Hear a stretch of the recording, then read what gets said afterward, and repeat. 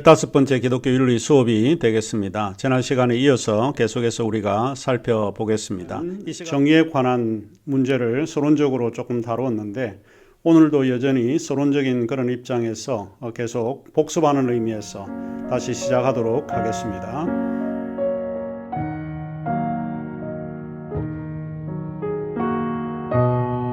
자, 그러면 이제 기독교 윤리 수업을 시작하도록 하겠습니다. 지난 강의부터 기독교 윤리의 구체적인 주제들을 지금 다루고 있는데요. 오늘은 기독교적 관점에서 정의의 윤리의 문제를 다루도록 그렇게 하겠습니다.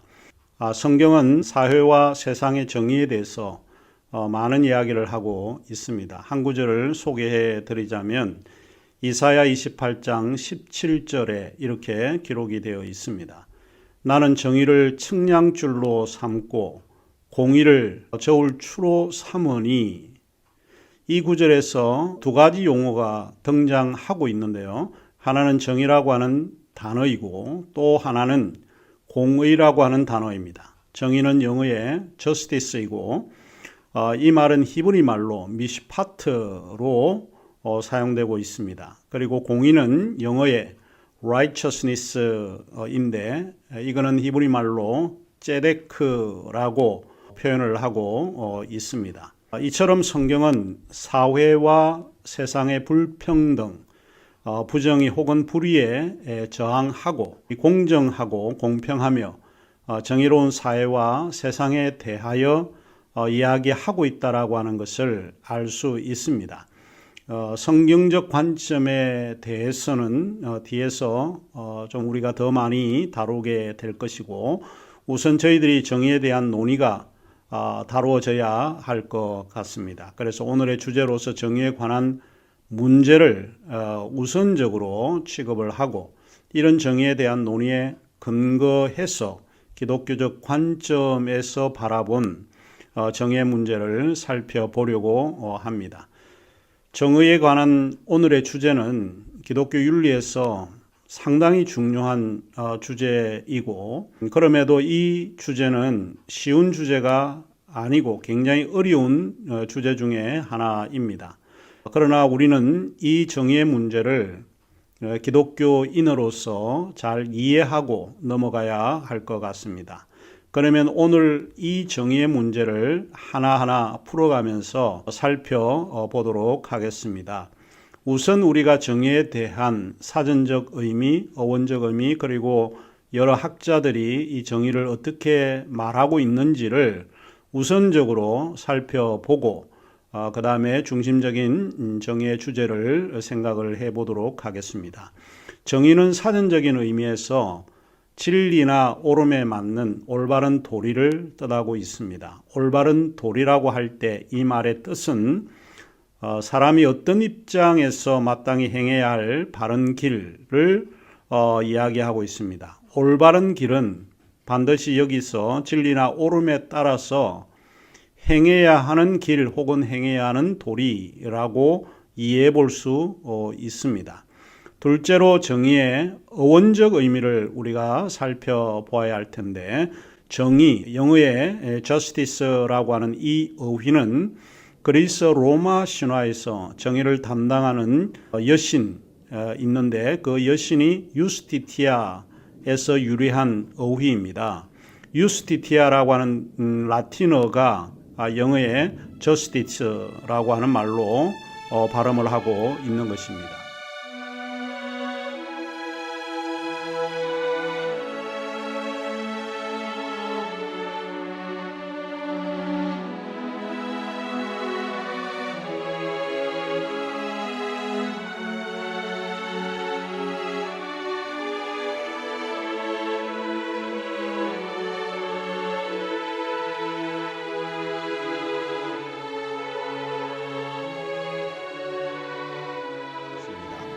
법원이나 법정에 세워진 여신의 상을 여러분이 본 적이 있는지 모르겠습니다. 이 여신의 상이 그리스 로마 신화에 등장하는 정의의 여신입니다.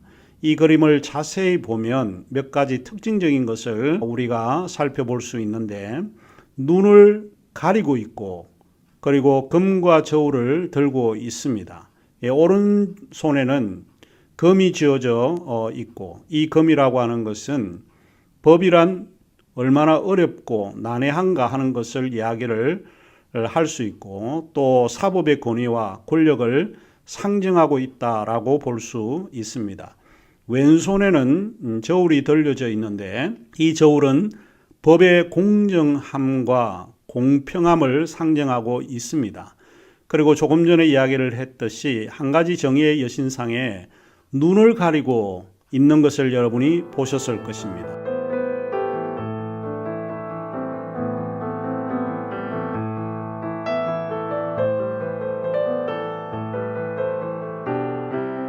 왜 눈을 가리고 있었을까요? 그것은 법의 이상이 뭘까요? 그것은 아마 선입견이나 편견을 가져서는 안 된다라고 하는 것입니다. 법의 이상은 선입견이나 편견을 갖지 않는다는 뜻이기도 하죠.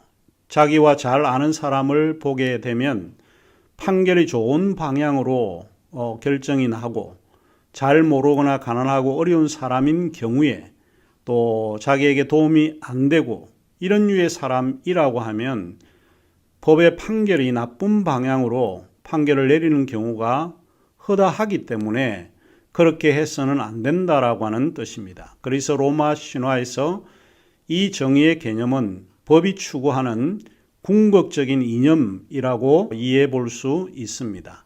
그리고 이제 우리는 이 정의에 대한 철학자들이 어떻게 이해했는지 간단한 의미로 좀 살펴보고자 합니다.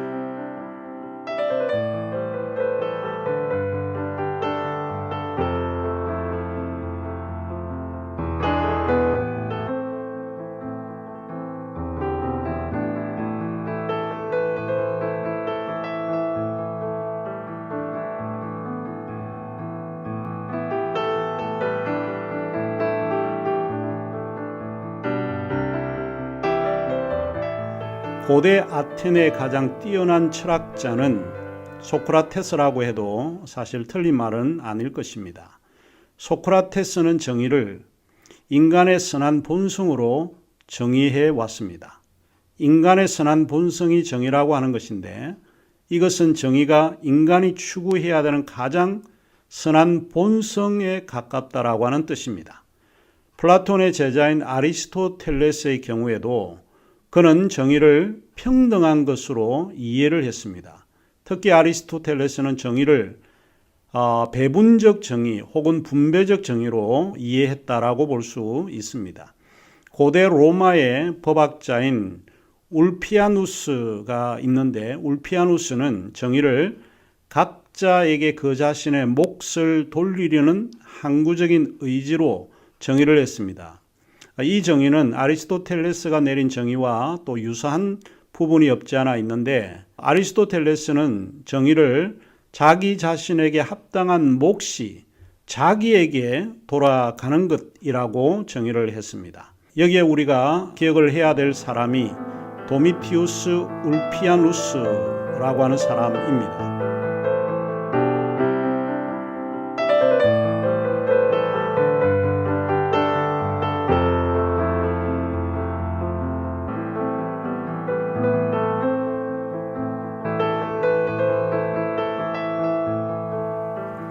도미티우스 울피아누스는 3세기 페니키아 출신의 고대 로마의 법학자였습니다. 출생일은 정확하게 알려져 있지 않고 아직은 불확실합니다. 그러나 211년에서 222년경에 저술활동을 한 것이 알려져 있기 때문에 아마 그때를 기준으로 해서 그 전에 태어난 걸로 이해를 하고 있습니다.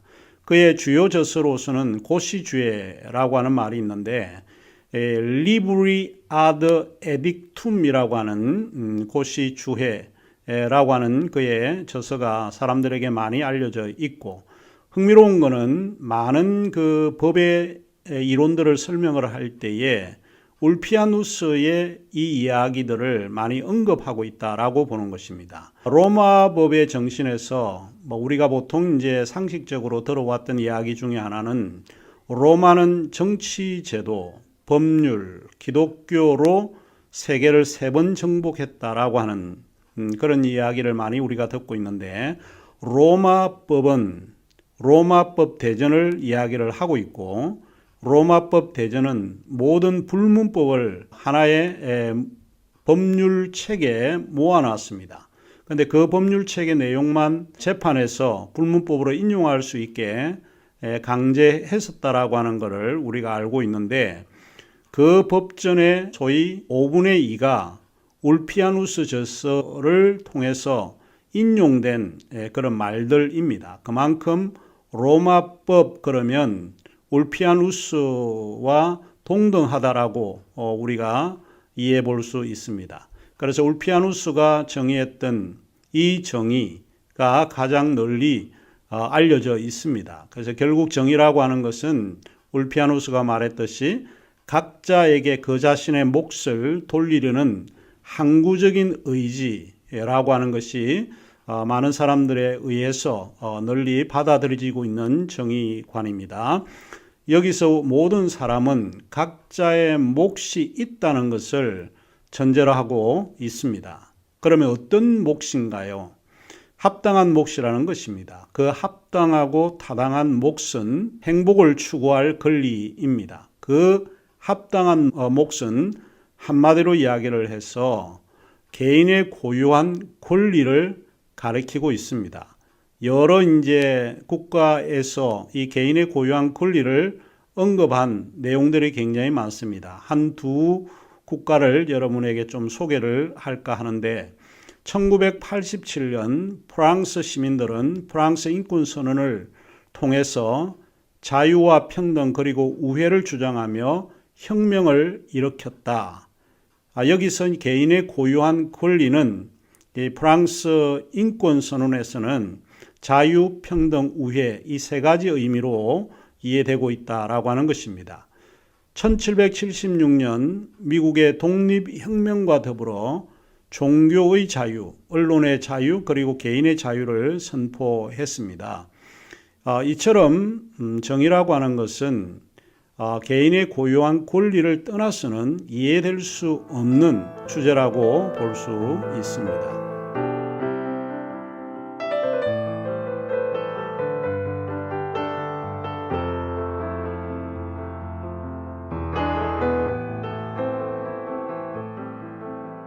정의에 대한 또 다른 의미는 정의란 타인을 타인으로 인정해주는 행위입니다.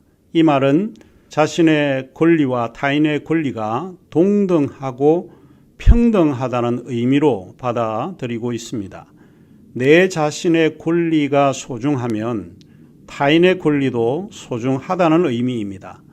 하지만 우리의 일상에서 우리는 타인을 타인으로 인정해 주지 않는 행위, 즉 타인을 차별하는 행위를 많이 하고 있는 것을 발견하게 됩니다. 정의라고 하는 것은 원래 타인에게 차별하지 않고 공평하게 타인을 타인으로 인정해 주는 것임을 가르쳐 주고 있습니다. 제가 자주 언급하는 철학자 엠마누엘 레비나스는 이렇게 표현하고 있습니다.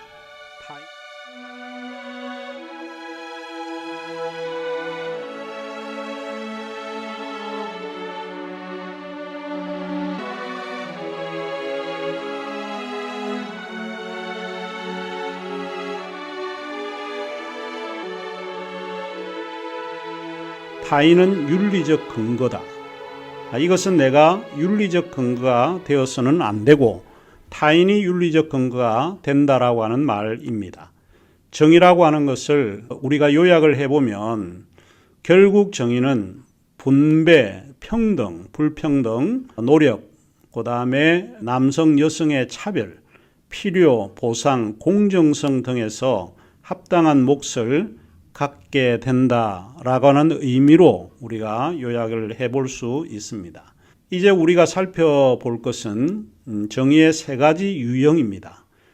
정의의 3가지 유형에는 첫째, 보상 정의가 있고, 둘째로는 분배 정의가 있고, 그리고 3번째로는 시정 정의가 있습니다. 이 3가지 의미를 우리가 차례로 설명을 해드리자면 다음과 같습니다. 보상정의라고 하는 것, 이거는 영어의 retributive justice라고 하는 말인데, 이 보상정의는 응징과 응보의 원칙입니다.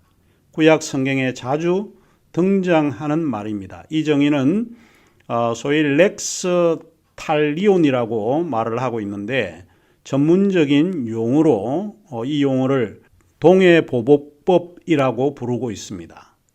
동해보복법이라고 하는 말을 기억을 하시면 좋을 것 같은데요. 이 법이라고 하는 것은 말이 다소 이상하게 들릴 수 있지만, 이 말은 동일한 상해나 배상의 원칙을 적용한 일종의 처벌법을 가리키는 말입니다. 이 성경 구절 가운데 한 두 구절을 언급을 하자면, 출애굽기 21장 22절에서 25절에 나오는 말씀이 이 동해보상법에 해당이 되고 있습니다. 사람이 서로 싸우다가 임신한 여인을 쳐서 낙태하게 하였으나 다른 해가 없으면 그 남편의 청구대로 반드시 벌금을 내되 재판장의 판결을 따라 낼 것이니라.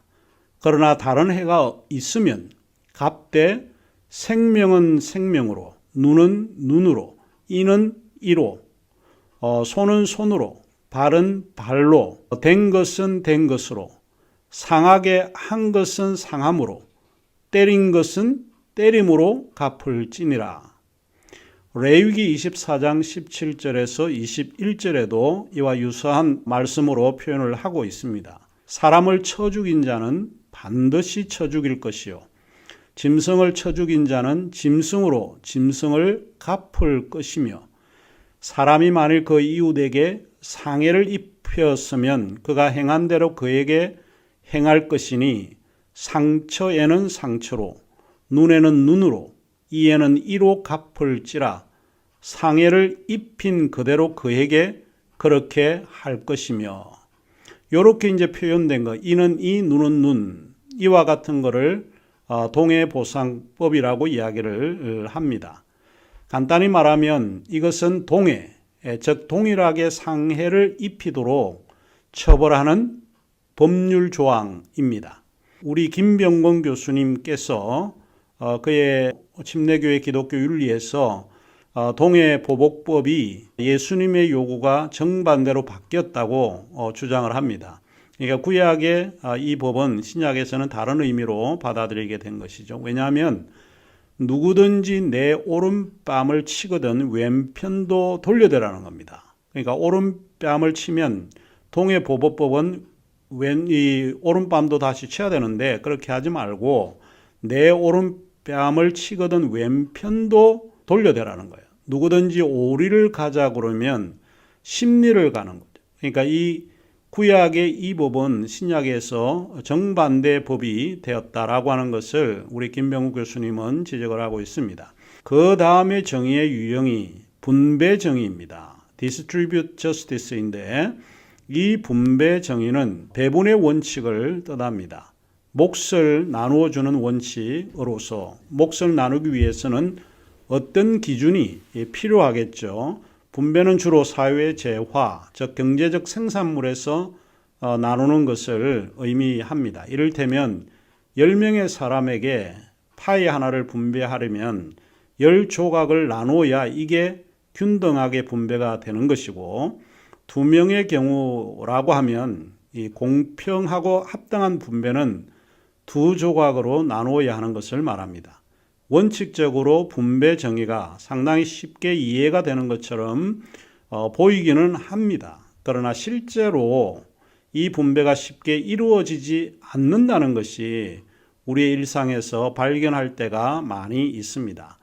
한 가지 이제 예를 든다라고 하면 칼 막스의 예를 하나 드는 게 좋을 것 같습니다. 칼 막스가 지은 책 가운데 가장 유명한 책이 자본론인데, 그 칼 막스의 자본론에 등장하는 예시들이 이 분배 정의가 잘 이루어지지 않다라고 하는 것을 지적을 합니다. 그의 자본론은 그가 19세기 중반에 1860년에서 1880년 사이인데 약 20년 동안 연구하고 쓴 책을 보통 우리가 이 자본론이라고 부릅니다. 그는 사회를 올바르게 이해하기 위해서 가장 필요한 것이 물질적 생산 활동이라고 보았습니다. 그래서 마르크스는 요 자본주의의 경제를 분석하기 시작을 했는데요. 토지, 재산, 임금, 노동, 국가 등을 아주 세심하게 살펴보고 분석을 해왔습니다. 한 가지 기억을 해야 할 것은 마르크스는 유물주의자입니다. 이 관념론자가 아니라 정신 이런 거에 대해서는 아무런 생각을 가지고 있지 않고 오직 물질이 가장 중요한 가치 이념입니다. 다르게 이야기를 하자면 유물론자는 물질이 1차적이고 정신은 2차적입니다. 그래서 마르크스는 생산 관계에 지대한 관심을 가지게 되었습니다. 우리가 잘 알고 있듯이 칼 마르크스는 사회를 두 계급으로 분류를 합니다. 하나는 가진 자가 있고 또 하나는 못 가진 자가 있습니다. 가진 자 the haves, 그 다음에 못 가진 자 the haves not, 이 두 계급을 언급하는데 가진 자는 유산 계급을 이야기를 하고 못 가진 자, 가지지 못한 자는 소위 무산 계급이라고 부르고 있습니다. 그래서 그는 두 계급을 통해서 서로 상충하고 갈등을 일으키는 관계로 설정해 놓고 있습니다. 가진 자를 조금 더 구체적으로 표현을 하자면 부르주아라고 이야기를 하고 못 가진 자를 프롤레타리아라고 불렀습니다. 부르주아 계급은 경제적 실권을 쥐게 된 상인이라든지 지주계급을 이야기를 하고 있는데 이 계급이 중세 시대에서 보면 부르주아 계급이 성직자, 신부들, 그 다음에 귀족 계급들이 이 부르주아 계급에 해당이 됩니다. 이 사람은 부유한 사람, 즉 부자의 계급에 속한다고 볼 수 있습니다. 반대로 프롤레타리아는 라틴어의 프롤레타리우스에서 파생된 어휘인데 이 말의 뜻은 정치상의 권력이나 병력의 의무를 지니지는 않고 다만 자식밖에 남길 수 없는 재산을 가지지 못하는 뜻에서 이 말이 사용되어 왔습니다. 그래서 프롤레타리아는 무산계급 또는 노동계급이라고 부르고 있습니다. 노동력 외에는 다른 어떤 것도 갖지 못한 계급, 그 계급이 소위 무산계급인 프롤레타리아라고 부르고 있습니다. 설명이 좀 길었습니다. 프롤레타리아는 노동을 제공하고 부르주아는 돈을 제공을 합니다. 무산계급은 돈이 없기 때문에 그들이 가지고 있는 것은 힘이고 노동을 생산할 수 있는 것만을 가지고 있기 때문에 그런 거죠. 그래서 무산계급은 노동을 통해서 생산을 하고 생산을 한 제품은 유산계급인 부르주아의 것이 되는 것입니다. 무산계급은 노동에 대한 대가를 받게 됩니다. 그런데 노동을 한 대가만큼 돈이 들어오지 않거나 대가가 돌아오지 않는 이 모순이 있다라고 하는 것을 발견하게 되고 그러한 모순이 가끔은 일어나게 되죠. 노동을 한 물건이 이를테면 100원에 팔려 나갔는데 노동의 대가로 이 무산계급자에게 주어지는 것이 각자에게 10원을 주고 재료값이 30원을 등을 빼고 부르주아, 즉 그 돈을 제공한 사람에게는 60원 정도가 돌아가는 경우죠.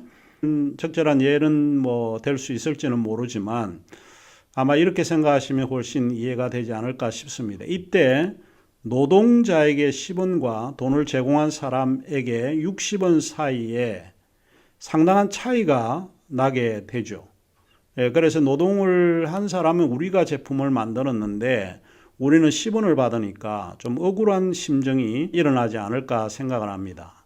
이 차이를 칼 마르크스는 하나의 모순으로 보고 있습니다. 여기서 발생하는 차이를 전문적인 용어로 잉여가치라고 말을 하고 있습니다. 문제는 10원을 가진 자는 더 달라고, 노동의 대가를 더 달라고 하고 60원을 가진 자는 더 달라고 하니까 안 뺏기려고 하는 거죠. 더 뺏기지 않고 더 많이 가지려고 싸움이 일어나게 됩니다. 그죠? 싸움이 일어나죠.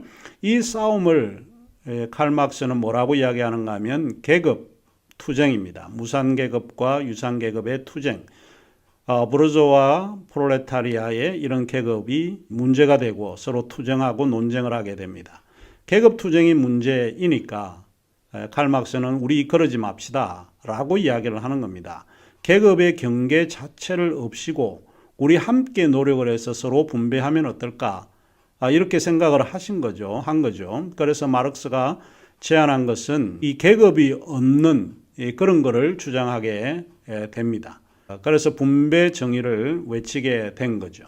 이 정도면 이제 사실 그 분배 정의를 이해할 수 있을 거라고 생각을 합니다. 그리고 칼 막스가 언급한 이 분배 정의를 이야기했음에도 불구하고 분배는 분명히 문제가 있다라고 하는 것을 이야기를 하고 있습니다.